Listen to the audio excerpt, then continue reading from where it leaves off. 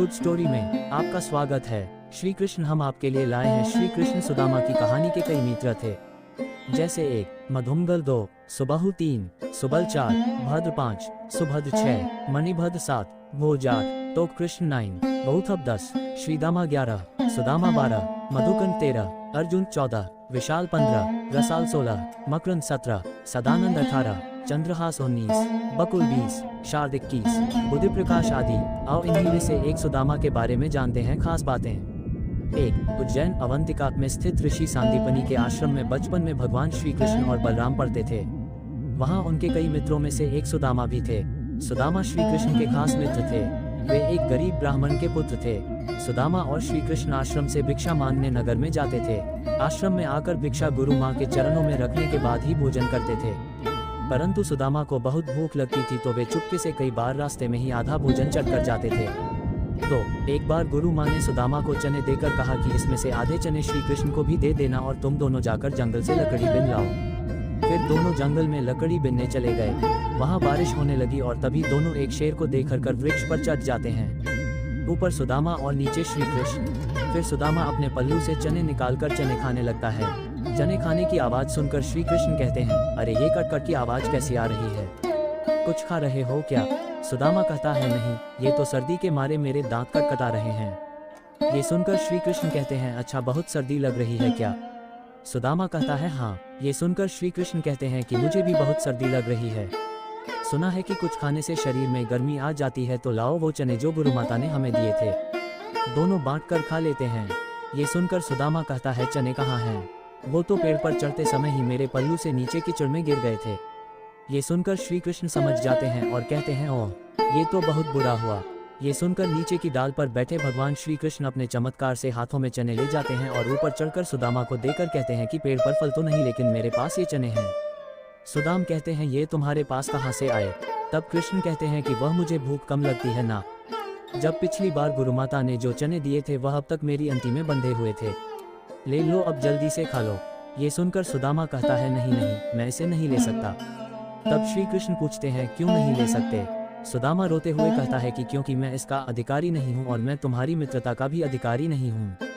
मैंने तुम्हें धोखा दिया है कृष्ण, मुझे क्षमा कर दो। कृष्ण कहते हैं, अरे जिसे मित्र कहते हो उससे क्षमा मांग कर उसे लज्जित न करो मित्र।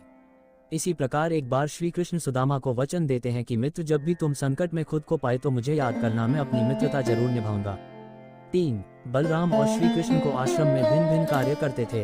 एक बार श्री कृष्ण, बलराम और सुदामा भिक्षा मांगने के लिए जाते हैं। एक द्वार पर खड़े होकर तीनों भिक्षामदेही कहते हैं तो एक महिला अपनी बेटी के साथ भिक्षा लेकर बाहर आती है और कहती है, ब्रह्मचारियों आ जाने में बहुत देर कर दी। ये सुनकर श्री कृष्ण कहते हैं, माता आज सारे आश्रम में सफाई करनी थी, बहुत काम था इसलिए विलंब हो गया, आपको प्रतीक्षा करना पड़ी, उसके लिए क्षमा करें। ये सुनकर वह महिला कहती है, अरे क्षमा कैसी, मैं तो इसलिए प्रतीक्षा कर रही थी कि रोज तुम रूखी सूखी रोटी लेकर जाते हो, आज घर में मालपुआ बने थे तो मैंने सोच तुम जल्दी आ जाओगे तो गरम गरम खाओगे।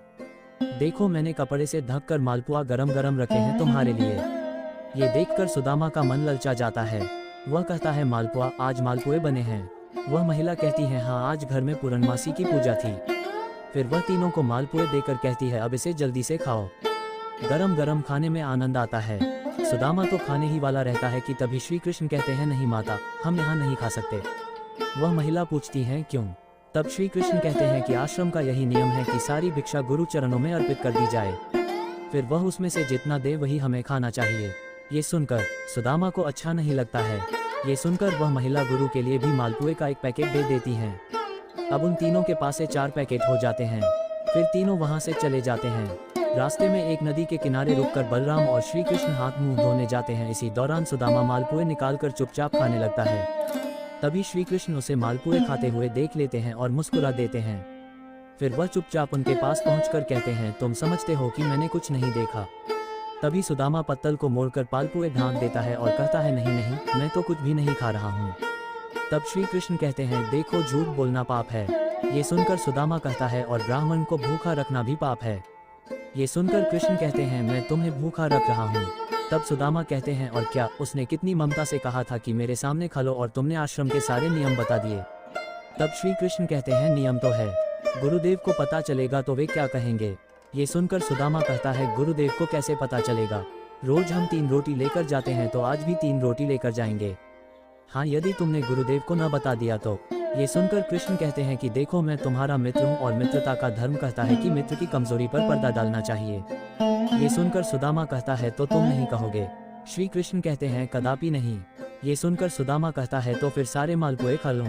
श्री कृष्ण कहते हैं हाँ खा लो।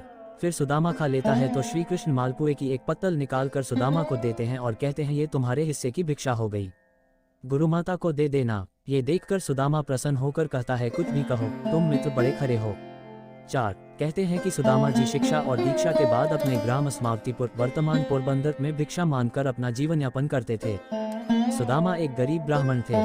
विवाह के बाद वे अपनी पत्नी सुशीला और बच्चों को बताते रहते थे कि मेरे मित्र द्वारिका के राजा श्री कृष्ण हैं जो बहुत ही उदार और परोपकारी हैं। ये सुनकर एक दिन उनकी पत्नी ने डरते हुए उनसे कहा कि यदि आपने मित्र साक्षात लक्ष्मीपति हैं और उदार हैं तो आप क्यों नहीं उनके पास जाते हैं? वे निश्चित ही आपको प्रचुर धन देंगे जिससे हमारी कष्ट में गृहस्थी में थोड़ा बहुत तो सुख आ जाएगा। सुदामा संकोचवश पहले तो बहुत मना करते रहे, लेकिन पत्नी के आग्रह पर एक दिन वे कई दिनों की यात्रा करके द्वारिका पहुंच गए। 5 द्वारिका में द्वारपाल ने उन्हें रोका।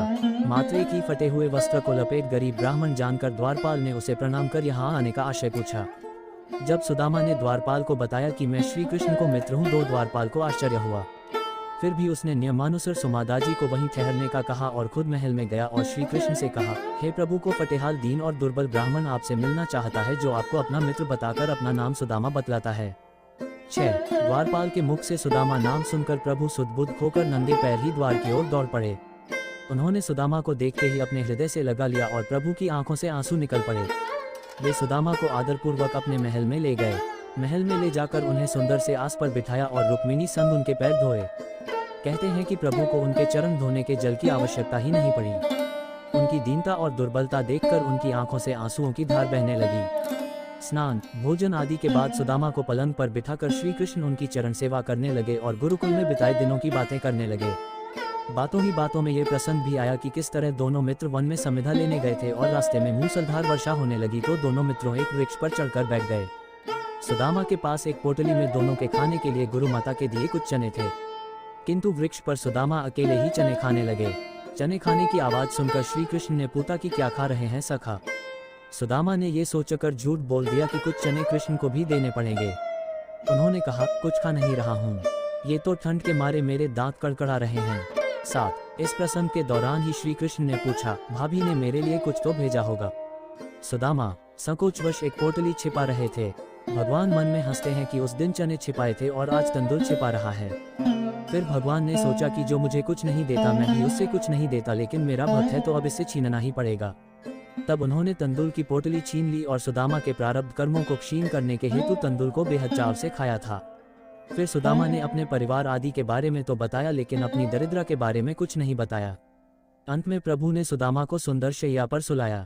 8 फिर दूसरे दिन भरपेट भोजन कराने के बाद सुदामा को विदाई दी, किंतु विदाई के दौरान उन्हें कुछ भी नहीं दिया। रास्ते भर सुदामा सोचते रहे कि हो सकता है कि उन्हें इसी कारण से धन नहीं दिया गया होगा कि कहीं उनमें अहंकार न आ जाए। यह विचार करते करते सुदामा अपने मन को समझाते हुए जब घर पहुंचे तो देखा उनकी कुटिया के स्थान पर एक भव्य महल खड़ा है और उनकी पत्नी स्वर्णाभूषणों से लदी हुई तथा सेविकाओं से घिरी हुई है। ये दृश्य देखकर सुदामा की आंखों से आंसू निकल आया और वे सदा के लिए श्री कृष्ण की कृपा से अभिभूत होकर उनकी भक्ति में लग गए। जय श्री कृष्णा। आज यही तक, फिर कहानी अच्छा कहानी लेकर आएंगे। चैनल सब्सक्राइब करें। धन्यवाद।